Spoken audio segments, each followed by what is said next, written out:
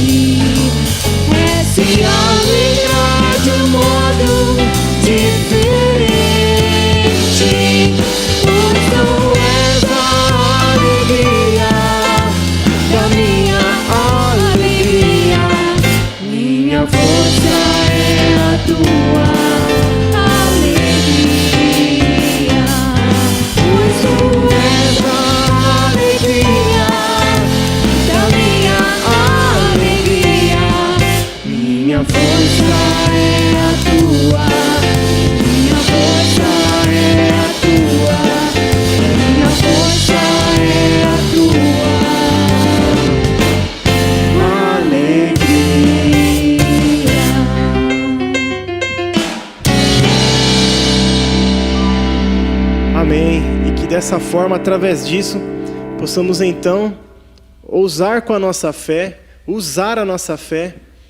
todos os nossos dias, amém?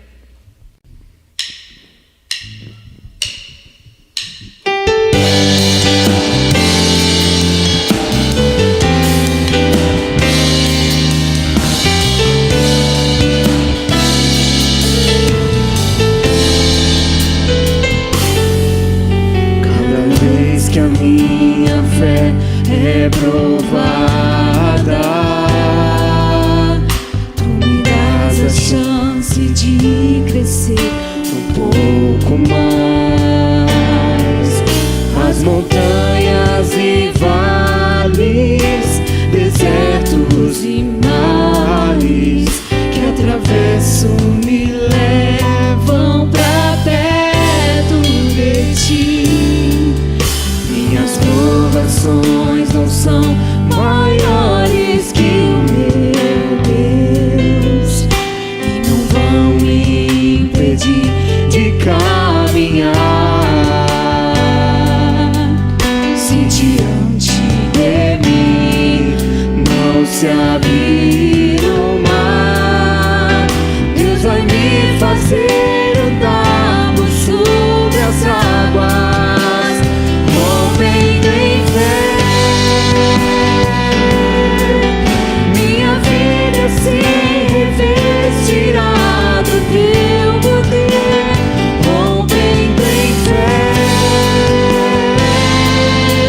Ousadia eu vou mover o sobrenatural. Vou lutar e vencer, vou cantar e correr. Pra cada dia eu vou viver, rompendo em fé.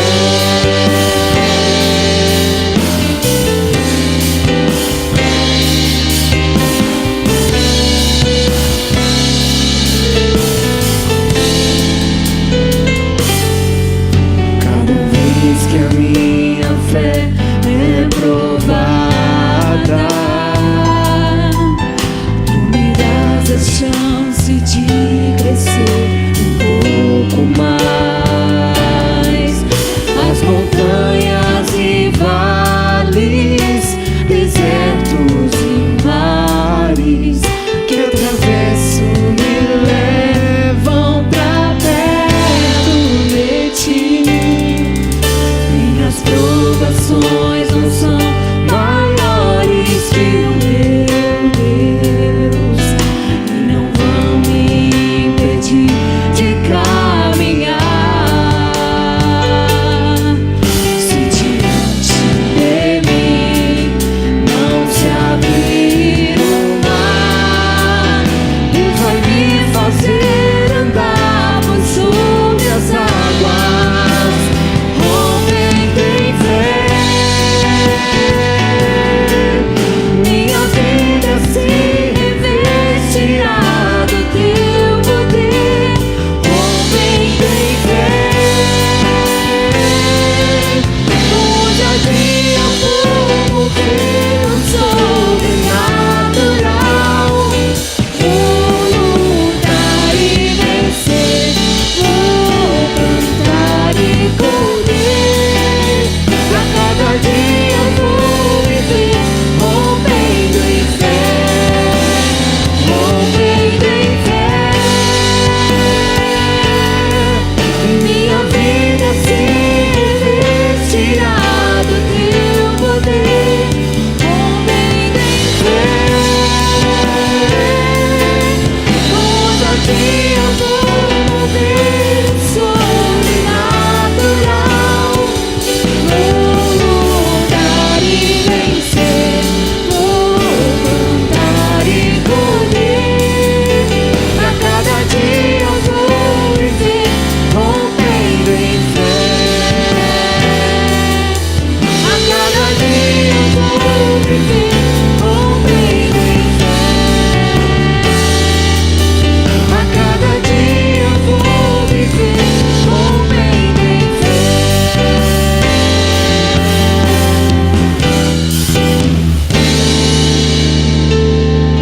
Te agradeço, Senhor, por estar mais uma vez, ó Deus, na Tua presença, Senhor. Poder, ó Deus, colocar as nossas vidas, ó Deus, como oferta no Teu altar. Poder começar, ó Deus, um dia te louvando, te engrandecendo, ó Pai, porque o Senhor é o único, digno de todo louvor, de toda honra, de toda glória. Que essa alegria, Senhor, permaneça nos nossos corações durante toda essa semana, Senhor. Que o Senhor nos preencha, ó Pai, com a Tua paz, com o Teu amor. Que independente, ó Pai, da situação que estamos vivendo, ó Pai, que o Senhor seja a nossa alegria todos os dias, ó Pai. É isso que eu te peço, Senhor, em nome de Jesus. Amém, ó Deus. Amém. Glórias a Deus. Então fiquem agora com o estudo da lição aí da nossa CBD. Deus abençoe.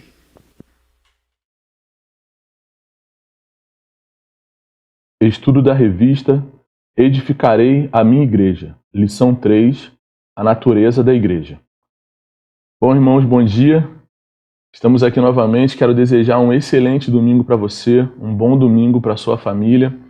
Hoje nós estamos aqui de volta e a nossa oração é que o Espírito Santo nos conduza nesse estudo, mostrando como a Igreja de Cristo é edificada e como Jesus faz esse trabalho na minha vida, na sua vida. Bom, hoje é dia 30 de agosto, não existe uma profissão específica hoje, amanhã vai ser o dia das nutricionistas ou dos nutricionistas, mas hoje, desde 2017, nós comemoramos no Brasil o Dia Nacional do Perdão. Então faça também do perdão um objetivo de vida, certamente é um ensinamento profundo de Jesus, profundo da Igreja de Jesus, e como nós estudamos sobre a Igreja de Jesus, ninguém ensinou perdão de forma tão profunda e tão clara como Jesus, e nós aqui temos o privilégio de estudar a formação, a edificação da igreja, e dessa forma temos também essa possibilidade de fazer reflexão sobre perdão. Mas hoje, em especial, nós vamos estudar sobre a natureza da igreja. Então eu quero te chamar, sem mais delongas, para a gente voltar para o estudo e nos aprofundarmos na lição 3. Temos como alvo da lição compreender a natureza e a missão da igreja sobre as descrições do apóstolo Pedro. Nós pautaremos todo o nosso estudo, ou grande parte dele, em 2 versículos da primeira epístola de Pedro. Para estudar a natureza da igreja, o nosso texto básico será 1 Pedro 2, nos versículos 9 e 10, que a gente vai explorar bastante hoje. O texto devocional é em Êxodo 19, de 1 a 6. É um texto bem curtinho, e vale muito a pena o irmão ler, se caso não tenha feito isso ainda. E o versículo-chave será 1 Pedro 2,9. Falando sobre Êxodo 19, para você que está aí ao vivo, coloca aí bom dia e tal. Vou colocar um link aqui no chat para o pessoal que está ao vivo, para você escutar na voz do Cid Moreira a descrição e o fundo, toda essa atmosfera. E tem toda uma preparação de fundo musical e tal, e vai te levar um pouco a essa época de como Moisés recebeu essa informação e passaria essa informação para o povo. Então, para você que está ao vivo aí, manda um bom dia e também dá uma olhada aí, dá uma conferida no link que eu vou colocar do Êxodo 19, tá bom? Ok? Voltando ao versículo-chave, 1 Pedro 2,9, quero te convidar a ler nessa versão que está projetada aí. Mas vós sois a geração eleita, o sacerdócio real, a nação santa, o povo adquirido, para que anuncieis as virtudes daquele que vos chamou das trevas para a sua maravilhosa luz. 1 Pedro 2,9. Se vamos estudar a natureza da igreja, e eu faço parte dessa igreja, como eu deveria me sentir? E mais importante, como eu deveria agir? Antes de tudo, eu preciso me sentir parte essencial da Igreja de Cristo. E também eu devo ajudar a cumprir a missão da igreja. O apóstolo Pedro vê a igreja como grupo, comunidade, família da fé, e certamente isso é um privilégio. O que nós vamos estudar hoje, e nós vamos dedicar bastante tempo sobre o versículo 9, nós entenderemos por que isso é um privilégio, por que participar desse grupo, dessa comunidade de fé, é um privilégio para cada cristão. Daí, a nossa proposta hoje, e a proposta da revista, é estudar o que é a igreja e a missão da igreja. Nós dedicaremos muito mais tempo no que é a igreja do que a missão da igreja, porque a missão da igreja, nós vamos voltar a falar isso em lições futuras. E hoje a gente vai ver bastante essa questão do que é a igreja, dentro da formação da natureza da igreja. Daí, no nosso estudo do que é a igreja, na parte 1 da sua revista, o primeiro ponto é raça eleita, o segundo, sacerdócio real, terceiro, nação santa, e depois nós vemos uma abordagem em relação ao povo. O primeiro é que o povo é propriedade exclusiva de Deus. O outro ponto em relação ao povo, que é o quinto ponto que nós veremos aqui, é que esse povo foi formado única e exclusivamente pela misericórdia de Deus. E aí, se fôssemos formar uma imagem, então, que representa a igreja, obviamente seria a cruz. E nós vamos colocar dentro dessa cruz todas essas características que são características da igreja de Jesus, segundo Pedro. raça eleita, sacerdócio real, nação santa, povo de Deus e filhos de Deus. Por que estamos falando isso? Raça eleita é porque fomos escolhidos. Sacerdócio real é porque nós temos livre acesso a Deus. Nação santa é porque nós fomos um povo separados por Deus e para Deus. E povo de Deus porque fomos comprados por Jesus, adquiridos por Jesus. E por último, filhos de Deus, porque mesmo sendo comprados por Jesus, nós fomos adotados por Deus como filhos. O que a gente já começa a ver na proposta de Pedro é que ele faz um ensinamento de contraste. Tem todo um comportamento ruim que ele apresenta, e para dizer depois, mas vós sois, ou tipo, vós, porém, existe alguma coisa que não estava boa, por isso Pedro diz, os outros fazem dessa forma, mas vós, porém. Antes do versículo 9, Pedro diz na carta, existem pessoas que fazem dessa forma, vós, porém, ou diz, pessoas que fazem dessa forma, mas vós. Então aqui é um ensinamento de contraste de Pedro, para mostrar que nós deveríamos fazer de forma diferente daqueles que estavam fazendo de uma determinada forma. Quero ler uma parte dos 2 versículos anteriores com você. A pedra que os construtores rejeitaram tornou-se a pedra angular, e pedra de tropeço e rocha que faz cair. Os que não creem tropeçam porque desobedecem à mensagem, para o que também foram destinados. Vós, porém, o que vemos aqui é Pedro mostrando que as pessoas estão tropeçando porque desobedecem à mensagem. Essas pessoas estão tropeçando porque rejeitaram a pedra angular, e aqui ele está falando de Jesus. E por isso ele diz, mas vós sois, vós, porém. Então é um ensinamento de contraste que Pedro faz. E aí ele vai afirmar quais são as características da Igreja de Jesus e as características desse povo que você, eu, como igreja, fazemos parte. O primeiro ponto, então, raça eleita. Ainda em 1 Pedro 2,9, nós dedicaremos bastante tempo nesse versículo. E como dissemos, raça eleita porque fomos escolhidos por Deus. E aqui nos chama a atenção o verbo escolher, e eu tentei buscar um pouco da formação do verbo, e ele é do latim excoligo, ou excoligo, que seria um movimento, trazer para fora o que foi coletado. Nesse caso, é algo que foi escolhido, ou seja, passou pela colheita e foi tirado para fora. E é exatamente isso que a primeira característica nos diz.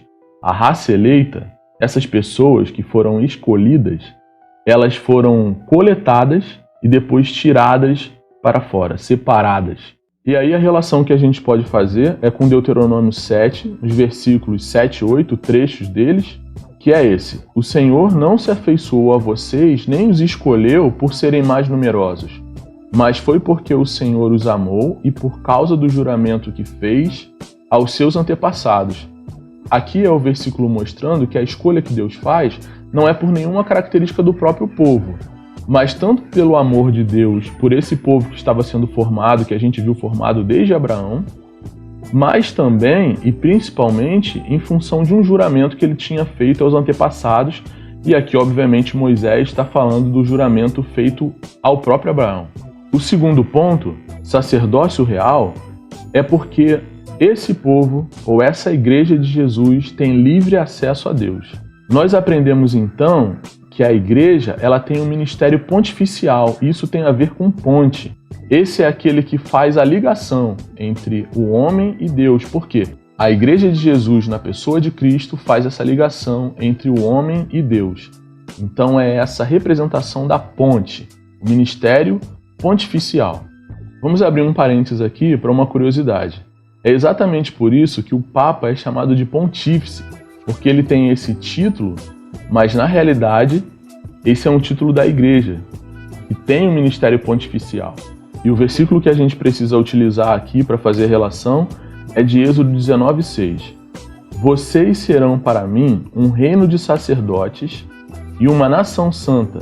Essas são as palavras que você dirá aos israelitas. Essas são as palavras de revelação de Deus para Moisés, para que ele fizesse novamente essa afirmação aos israelitas.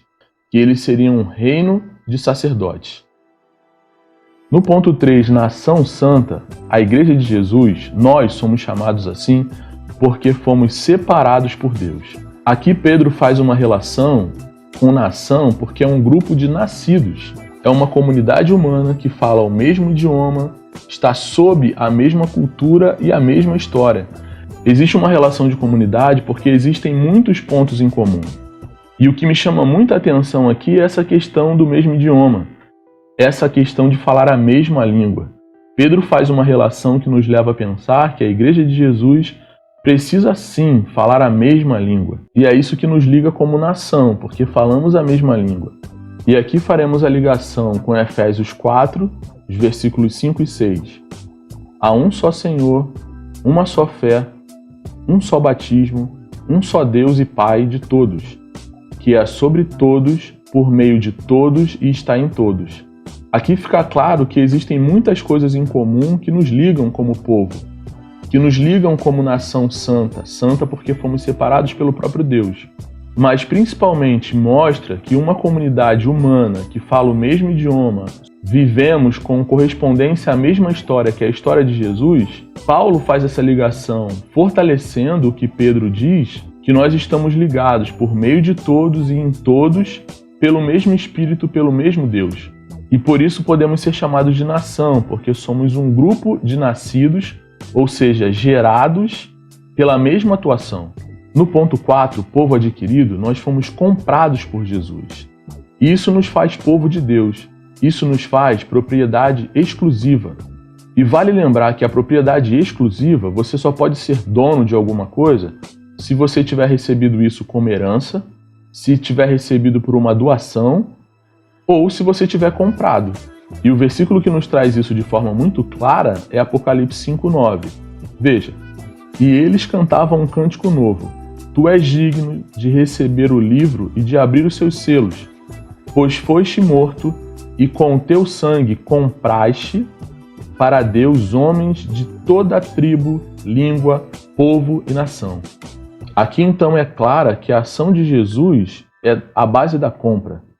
O povo exclusivo, esse povo adquirido, é propriedade exclusiva porque ele foi comprado, e nesse caso comprado por Jesus. E o maior ensinamento que nós temos nessa compra é que esse povo, além de ser comprado, ele não é comprado para ser escravo, ele é logo depois feito filho.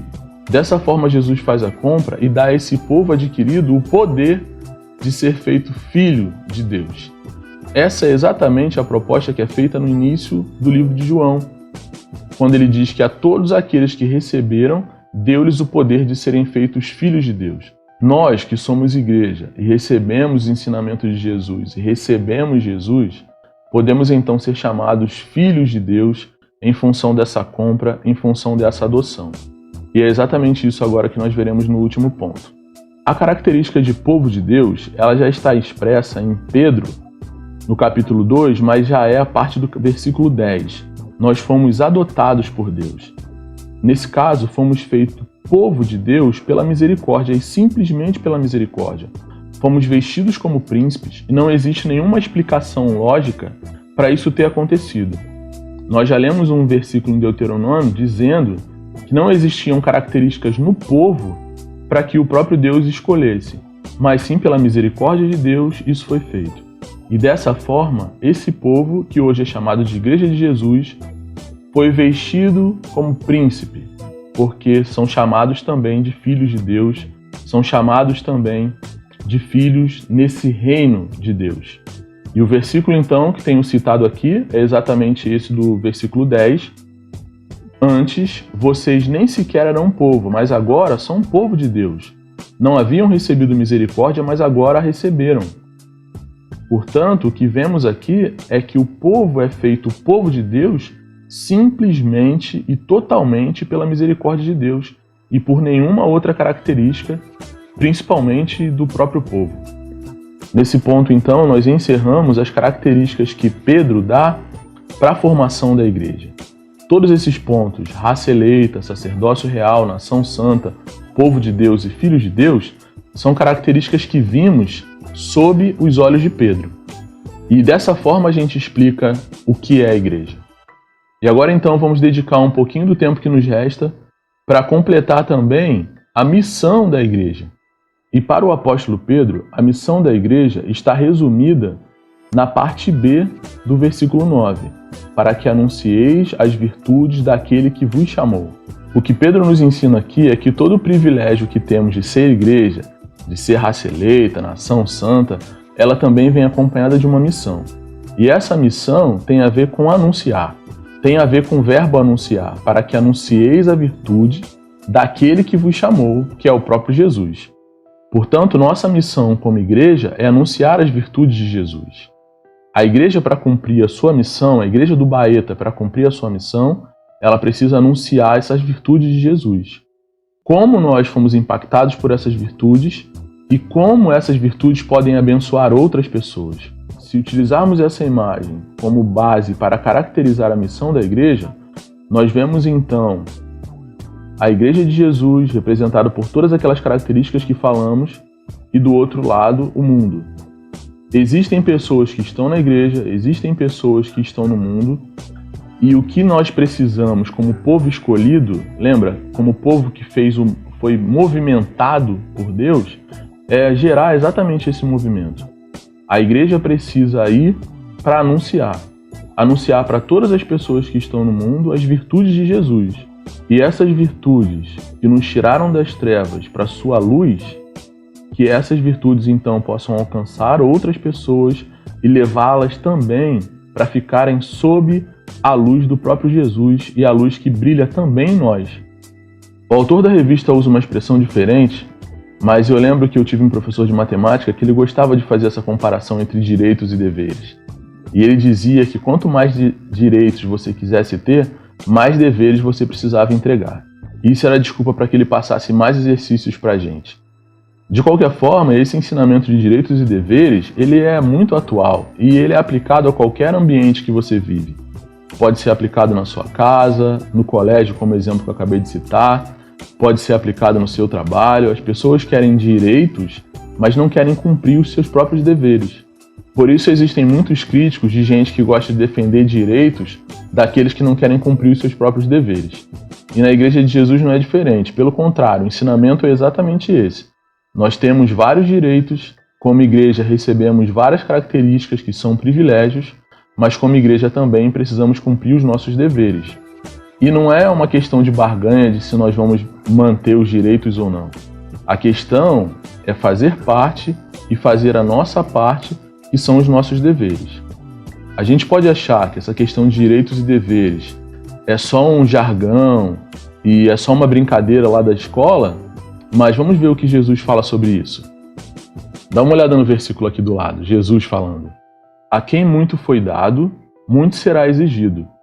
Nesse caso tem uma relação muito direta aqui. O que foi dado, ou seja, aqueles que receberam direitos, eles também serão exigidos. Nesse caso, terão deveres a cumprir. E se a pessoa recebe mais direitos, como diz aqui, a quem muito foi dado, nesse caso, então, a exigência é maior. Muito será exigido. Esse é o ensinamento de Jesus em Lucas 12. E se é um ensinamento de Jesus, certamente é uma característica, é uma ação que nós devemos buscar como igreja.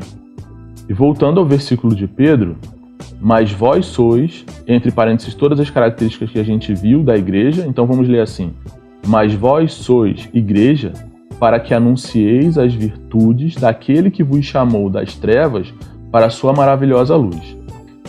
Nesse caso, a missão da igreja, Pedro resume em anunciar, marcado aqui em vermelho, anuncieis as virtudes, para a sua maravilhosa luz. Portanto, aqui temos o resumo da missão da igreja. Como eu disse, ao longo da revista nós vamos voltar a esse tema, vamos falar disso outras vezes, mas como a gente está vendo aqui a natureza da igreja e o autor da revista propõe que a gente dê uma passada na missão, aqui fica bem clara a missão da Igreja de Jesus, que anunciar as virtudes é sim um dever da igreja, e nós, como Igreja de Jesus e com todos os privilégios que vimos aqui, devemos então fazer a nossa parte de anunciar essas virtudes, de anunciar o Evangelho de Jesus, que é a característica e a missão principal da igreja.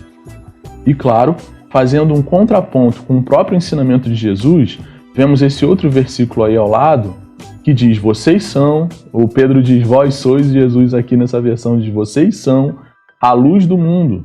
Não se pode esconder uma cidade construída sobre um monte. Jesus fala, essa característica que você tem, que você recebeu, você foi tirado das trevas e veio para a luz. Agora você tem luz e essa luz que você tem não pode ser escondida. Não se pode esconder uma cidade construída sobre um monte. Não se pode esconder uma característica tão boa e deixar de exercer essa função. E nesse mesmo texto, Jesus diz que brilhe a vossa luz sobre os homens. Então, como missão principal da igreja, o que nós precisamos é levar as pessoas a também serem alcançadas pela luz que nos alcançou, porque é a luz de Jesus. Chegando ao final da nossa reflexão, nós vimos que a natureza da igreja, então, foi dividida pelo autor da revista em 2 pontos. O que é a igreja, que são todas aquelas características que a gente viu e dedicou bastante tempo, e o segundo, a missão da igreja, que é esse ponto que a gente acabou de falar. Concluindo então, vimos que a natureza da igreja ela está relacionada à essência da igreja e também à missão principal. O que precisamos fazer então como igreja, e depois de tudo que a gente viu sobre a natureza da igreja, é vestir as roupas de príncipe que nos foram dadas, que é a essência da igreja, e ao mesmo tempo praticar a ação, que é a missão de anunciar o evangelho. Então a minha oração é que o Espírito Santo complete em nós o ensinamento e que a gente consiga ver ainda nas próximas lições o passo a passo de Jesus edificando a sua igreja e ensinando pra gente como ser igreja no Baeta, como ser igreja de Jesus no Baeta. Vai um agradecimento aqui a todo mundo que participou, especialmente a quem está aí ao vivo, está interagindo. E o Senhor te abençoe seu dia, te dê um bom momento de almoço em família. Lembro aqui que às 18 horas teremos o culto online, temos novamente esse encontro. E como já tem sido dito, já teremos os cultos presenciais, né? Obviamente atendendo a todos os requisitos de segurança.